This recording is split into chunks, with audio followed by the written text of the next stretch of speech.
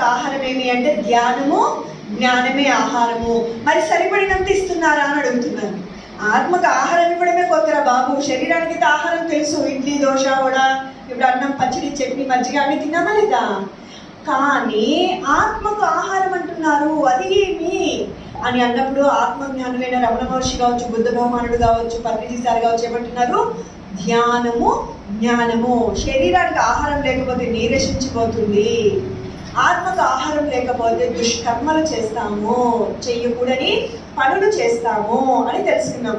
సరిపడినంత ఆకలి ఏంటి? 2 చపాతీ బదులు 3 తింటాము, అంత అన్నం బదులు అంత తింటాము. ఆత్మకు ఆహారం సరిపోయింది లేదని ఎలా తెలుస్తుంది అంటే మన ప్రవర్తనలో ఎటువంటి మార్పు లేకపోవడం, మనము బాధపడుతూ ఉండడం, మన జీవితానికి ఎంత కష్టం వచ్చినా ఏడుస్తూ ఉన్నాము అంటే అర్థమే మనకు కావాల్సినంత ఆత్మ జ్ఞానము లేదు, ధ్యానము లేదు, జ్ఞానము లేదు. జ్ఞానాన్ని పెంచితే ఎంత పెద్ద కష్టం వచ్చినా ఏడము, దుఃఖపడము.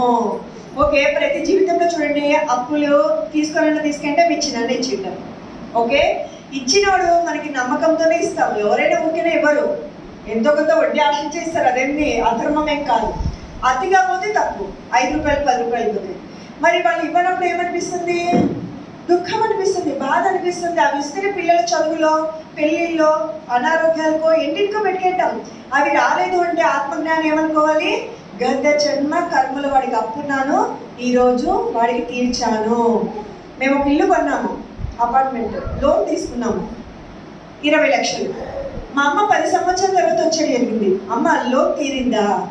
అమ్మ తీరింది. మీ అల్లుడు 15 లక్షలు తీర్చాడు, ఒక 5 లక్షలే ఉంది. ఎంత ఉంది? 5. మరి ఏడ్చుకుంటూ చెప్తానా, నవ్వుకుంటూ చెప్తానా? కదా, నవ్వుకుంటే చెప్తా కదా. మా అమ్మ అవునా, అయ్యో 5 అంటదా? నవ్వుకుంటా, అమ్మయ్య అంత తీర్చారా తల్లి, ఒక 5 అని ఆనందిస్తుందా, ఏడుస్తుందా? అప్పు తీరితే ఆనందం. మరి ఇప్పుడు కూడా అదే కదా జరుగుతుంది. గత జన్మలో మనం వాళ్ళ దగ్గర తీసుకున్నాము, తీర్చలేకపోయినాము, ఈరోజు మనం తీరుస్తున్నాము అని ఆనందించమని ఆధ్యాత్మికత చెప్తుంది. మనం ఏమనుకుంటున్నాము? నీ వీడికి నేను నమ్మించినాను, ఏమైనా నమ్మించినాను, ఈరోజు నాకు ఇవ్వకున్నారు, నేను నష్టపోతున్నాను, ఎందుకు ఇట్లా చేస్తున్నారని బాపోతాము. ఈ జన్మలో మనం చేసిన రోజు, గత జన్మల్లో చేసిన కర్మే మనల్ని ఆత్మ మారదు, శరీరాలు మారుతాయి. ఈ శరీరం మారుతుంది, ఆత్మ మాత్రము నిత్యమైనది, సత్యమైనది. గతంలో ఉన్నాం, వర్తమానంలో ఉన్నాం, భవిష్యత్తులో ఉండబోతున్నాం. మరి ఆత్మనే కదా అప్పు చేసినది, అవునా? నేను ఈ డ్రెస్ వేసుకున్నాను, షాప్ కాడికి వెళ్ళినాను, నేను ఒక 500 రూపాయలు వాళ్ళ దగ్గర ఉండిపోయింది. ఓకే, నేను మరుసటి రోజు వెళ్ళినాను, ఒక 2 డేస్ 2 రోజులు ఆగిపోయినాను. ఆయన ఈ డ్రెస్ ఉంటేనే ఇస్తాను అంటాడా? నా మొహం చూసిస్తాడా? గట్టి చెప్పండి. నా మొహం చూసాడు అంటే ఆత్మ నేను, డ్రెస్ శరీరము. మనం ఈ శరీరాన్ని పట్టుకుని నీ జన్మలో నేను ఎవరికి అన్యాయం చేయలేదు, అధర్మం చేయలేదు అనుకుంటున్నాము. శరీరం, నా ముఖం వచ్చి వాడికి షాప్ అతనికి ఐడెంటిఫై, ఈ అమ్మకి 500 లేదు ఇవ్వాలి, ఇచ్చేస్తాను. లేదమ్మా నువ్వు అప్పుడు పచ్చ డ్రెస్ వేసుకున్నావు, ఇప్పుడు నల్ల డ్రెస్ వేసుకొచ్చినావు, నేను ఇవ్వను అంటాడా? మొహం పగలగొట్టమా? తిడతామా తిట్టమా? ఏం తమాష చేస్తున్నావా అని అంటే మనమా. ఆత్మ కూడా అంతే. భగవంతుడు ఎవ్వరికి ఇవ్వాల్సినవి వాళ్ళకి ఇచ్చి తింటాడు. ఇచ్చినమ్మ ఆయన, కూర్చుకుంటున్నామా ఆయన ఎవరి దగ్గర ఆయన ఉంచడు. ఇది తెలియక దుఃఖిస్తాము. మరి ఇంత ఆత్మజ్ఞానం పొందుతున్న వాళ్ళు మాకెవరు ఎన్నోళ్ళు లేరనుకుంటారా? ఉన్నారు. నమ్మకంతోనే ఇచ్చింటాడు, స్నేహితుడనే ఇచ్చింటాడు. మన సార్ ముందే బోలా శంకరుడు. ఓకే, ఆయన ఇచ్చింటాడు. నేను తర్వాత బాధపడుతుంది. ఇప్పుడు ఏమి ఆయనకు అప్పున్నలే అని ఆ మనిషిని మైండ్లో నుంచే డిలీట్ చేస్తాము. ధ్యానం చేస్తున్నాం, ధ్యాన ప్రచారం చేస్తున్నాం, వాళ్ళు ఉరుక్కుంటూ తెచ్చియాలి. మాకు తెచ్చిస్తున్నారా? తెచ్చిరంటే ధ్యానంలో శక్తి లేదని అర్థము. నాకు దుఃఖం పోయింది. ఎందుకు పోయింది? గతంలో నేను వాళ్ళకు అప్పు పడినాము, నా కుటుంబము, నేను కావచ్చు, నా భర్త కావచ్చు, మొత్తానికి ఇద్దరం అప్పు పడ్డాను. ఈ రోజు వాళ్ళు ఇవ్వదు, ఎంత అడిగినా కూడా. వాళ్ళకి లేవా? కోట్ల కొద్ది పొలాలు ఉన్నాయి, స్థలాలు ఉన్నాయి, ఏమున్నాయి? ఉన్నాయి. ఇస్తున్నారా? ఇవ్వరు. దానికి అర్థమేమి? నాలో దుఃఖం లేకపోవడానికి ఏం కారణము? నా దగ్గర ఉన్న ఆత్మజ్ఞానము. మా సారి కూడా చెప్పి ఎప్పుడు అప్పులు కొన్నాములే, మనం వాళ్ళకు తీర్చాము. మనదైతే మనకి వస్తుంది, మనది కాదని మనకి రాదు. ఇది గుర్తుపెట్టుకోవాలి మనము. పత్రిస్తారంటాడు భగవంతుడు. ఇక్కడ ఉన్న వాళ్ళందరూ ఒక్కొక్కరు సాయిబాబాని మొక్కే వాళ్ళు ఉన్నారు, ఈశ్వరుని మొక్కే వాళ్ళు ఉన్నారు, వెంకటేశ్వర స్వామిని మొక్కే వాళ్ళు ఉన్నారు. శనివారం అయితే రోజు గుడికి వెళ్ళడం, సోమవారం అయితే రోజు మొక్కడం, శ్రీశైలం పోవడం, లేకపోతే వెంకటేశ్వర స్వామి అయితే తిరుపతికి వెళ్ళడం చేస్తారా? చేయరా? భగవంతుడికి ఎంతో కొండ ఎక్కడం, గుట్ట ఎక్కడం, ముడుపులు కట్టడం, తలనీలాలు ఇవ్వడం చేస్తారు. ఏ కష్టం వచ్చిన ఎవరితో చెప్పుకుంటుంటారు? మీరు నమ్మిన దైవంతో చెప్పుకుంటుంటారు.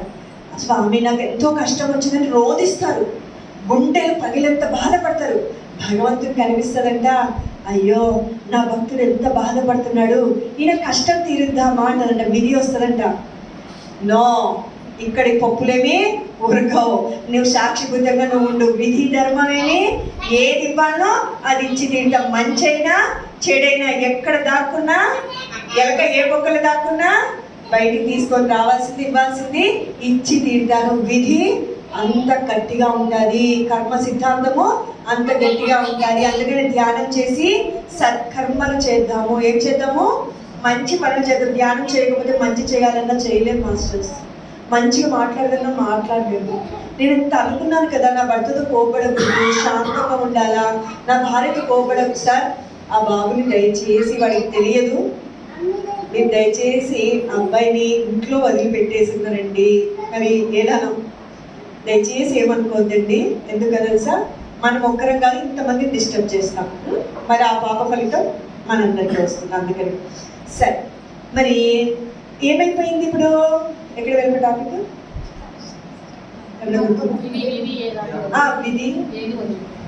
విధి ఏదో టాపిక్ చెప్తుంది. ఓకేలే మాస్టర్స్, సరే మరి గుర్తుకొస్తుంది లేదే. సరే, మొత్తానికి మనము ఏం తెలుసుకున్నాము? ఆత్మ జ్ఞానం గురించి తెలుసుకున్నాము, ఆత్మ ఉన్నతి గురించి తెలుసుకున్నాము. ధ్యానం చేస్తూ జ్ఞానాన్ని పొందుతూ, ఎస్ ధ్యానం చేయకపోతే ఎవ్వరికి కోపడాలని ఉండదు, విసుగుకోవాలి ఉండదు, భర్తని బాగా చూసుకోవాలి ఉంటుంది, భార్యని బాగా చూసుకోవాలి ఉంటుంది.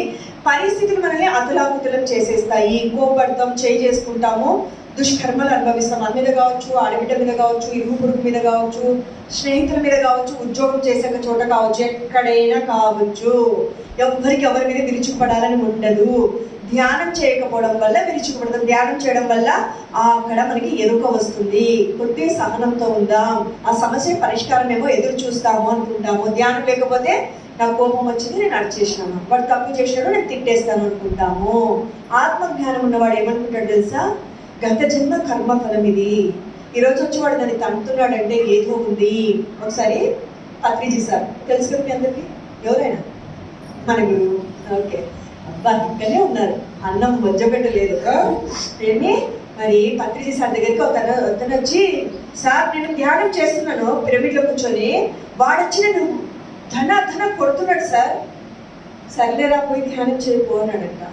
సరే నేను ఏం చెప్తున్నా, వాడు నన్ను వచ్చి కొడుతున్నాడు సార్, నేను చెప్తున్నాను కదరా పోయి ధ్యానం చేయబో. సర్లే గురువు మాట కదా, పోయి ధ్యానం చేశాడు. వాడు మరీ కొంచెం కొడుతున్నాడంట. కోపం వచ్చింది. సరే సార్ నేను చెప్తున్నాను, మీరు వాడిని తిడతారో పిలిపించి, మీ ఎదురుగా నన్ను కొడుతున్నాడు సార్ అంటే, ఒరే గతంలో వాడు నన్ను గన్నావు కదా, ఇప్పుడు తగ్గించుకోకపోతే ఎట్లా అన్నాడంట. కాలజ్ఞాని గతంలో నన్ను హింసించినావు కదా, ఈరోజు తిరిగి నీకు వస్తుంది. నీకు జరిగే ప్రతి హింసకు చీమ చిట్టుకుమన్నా, నీకు ఇంత కష్టం జరిగిన నష్టం జరిగినా నువ్వు చేసిన కర్మే నిన్ను బాధ పెడుతుంది తప్పనిచ్చి ఇంకొకటి ఏదీ లేదు. సృష్టి అంత పద్ధతిగా నడుస్తుంది. సిస్టమ్ ఉంది కదా, ఆధార్ కార్డు ఉంది కదా, మనం తీసుకుపోయి అమ్మకు ఆధార్ కార్డు తీసుకుపోయి నేను బ్యాంకులో చూపిస్తే ఆమె లాకర్ ఓపెన్ అవుతుందా? ఎవరికి కావాలా? నాదే కావాలా? మరి ఇక్కడ మానవుడు సృష్టించిన సృష్టి ఇంత సిస్టమేటిక్గా ఉంటే ఆ బాప్ అంట నేను. ఎవడికి? మొగుడికి మొగుడు, తండ్రికి తండ్రి అంటాడు. మనల్ని సృష్టించిన తండ్రికి ఇంకెంత తెలివితేటలు ఉండాలి, ఎంత సృష్టి నియమబద్ధంగా నియమించబడి ఉంటుంది. ఇక్కడనే మనం పప్పులు ఉడకబెట్టదు ఆయన దగ్గర. ఇవన్నీ జాంతానని, నేను నిన్ను పుట్టించినానరా, నా దగ్గర నీ ఆటలు అంటాడు.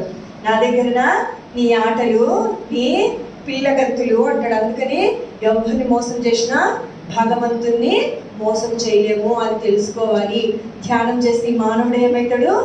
మాధవుడు అవుతాడు. మరి ఇప్పుడు తెలుసుకుంటున్నాము మెయిన్ టాపిక్. పొద్దున్న తెలుసుకున్న దాంట్లో ప్రపంచంలో ఎన్ని కష్టాలు ఉన్నాయి, బాధలు ఉన్నాయి? ఇప్పుడు మీరు చెప్పండి అబ్బా. 3 ఉన్నాయి. 30 కదా మేడం? 3 లక్షలు కాదు, 3 ఉన్నాయి. చాలా కష్టాల నుంచి ఎక్కడికి వచ్చినాం? భగవద్గీత చెప్తుంది 3 కష్టాలు ఉన్నాయి. ఆ 3 ఏమి? శారీరక మానసిక ఇబ్బందులు 2, వెరీ గుడ్, ఆర్థిక ఇబ్బందులు 3, సంబంధ బాంధవ్య సమస్యలు, వెరీ గుడ్. మరి పత్రిజీ సార్ 3టికి పరిష్కారం చూపించాడా లేదా? సరే 3 అని వదిలేసినాడా? 3టికి 3 సమాధానం చెప్పుకున్నావా? ధ్యానం వల్ల లాభాలేమి? మొదటిది ధ్యానం సర్వరోగ నివారిణి. మరి శారీరక మానసిక రుగ్మతలు పోతాయా పోవా ధ్యానం చేస్తే? పోతే. 2 లాభమేమి? సకల భోగకారిణి. మరి ధ్యానం చేస్తే ఆర్థిక ఇబ్బందులు పోతాయా పోవా? పోతాయి. మరి సత్య జ్ఞాన ప్రసాదిని. ధ్యానం వల్ల 3వ లాభమేమి? సత్య జ్ఞానం. సత్యం తెలుసుకుంటావు. నువ్వు ఎవరివి, ఎందుకు వచ్చావు, ఎందుకు ఈ అత్త హింసిస్తుంది, గతంలో నువ్వు అత్త కోడలు హింసించావు, ఇప్పుడు ఏమైపోయింది? Exchange the characters. ఓకే, ఇప్పుడు సూర్యాంతం క్యారెక్టర్ మనం వేస్తాము, ఇంకొక కోడలు క్యారెక్టర్ అత్త వేస్తుంది. ఇప్పుడు నువ్వు అత్తగా ఉన్నప్పుడు కోడలు ఎంత హింసించావు, మరేమవుతుంది నెక్స్ట్ జన్మలో?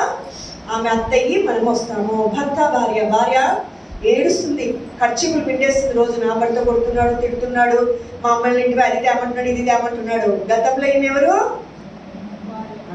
గట్టి చెప్పండి, ఏం ఆడోలేము, భయపడతారబ్బా. ఏమి వాళ్ళకు కూడా ఉందిలే, వాళ్ళకు కూడా పంచలేద్దాం మన దగ్గర అట్లుంటాయి. ఓకే, మొహమాట పడద్దండి. మనము భర్త అయి ఉంటాం, భార్యని హింసించుంటాం, బాధ పెట్టింటాం, కన్నీళ్ళ పర్యంతం చేసి ఉంటాము. తిరిగి ఆ కర్మ వెంటాడి వెంటాడి వేడాడుతుంది. ఆ కర్మఫలం, ఆ కష్టమేమో నష్టమేమో మనం పడితే కానీ మనకి తెలియదు. ఆ పెద్ద నువ్వే కన్నావులే అంటాడు, మూడేమంటాడు? పెద్ద నువ్వే కన్నావులే అంటాడు. ఆయన పొజ్జు వచ్చినప్పుడు చెప్పండి, అబ్బా ఎట్లుందో అని. పొట్టబడదా వాళ్ళకు పంచదిరిందా ఆపినమ్మా పాపం. అప్పుడు ఎట్లా అంటే పాపం మెల్లిగా చెప్తుంది. ఓకే, అందరికీ ఉంటాయి మరి ఆడ మోగానే తేడా, ఆత్మరూపేణ అందరము సమానమే భగవంతుని దృష్టిలో. సమస్త సృష్టి 84 లక్షల జీవరాశులు సమానమే, ఎవరు ఎక్కువ కాదు, ఎవరు తక్కువ కాదు. మరి ఇప్పుడు మనం తెలుసుకున్నాము మరి లాభము నష్టం. అంటే ప్రపంచంలో 3 కష్టాలు ఉన్నాయి. ఆ కష్టాలకు పత్రి గారు ధ్యానం చేస్తే ఎలా వైదొలుగుతాము వాటి నుంచి అని చెప్పడం జరిగింది. నిజంగా శక్తి ఉందా లేదా, ధ్యానంలో శక్తి ఉందా లేదా? వీళ్ళు చెప్తున్నారు ధ్యానం అంటున్నారు, రమ్మంటున్నారు, ధ్యానం చేయమంటున్నారు అని ఎన్నో అనుమానాలు వస్తాయి. అట్లా పిల్లలకి చెప్పామనుకో,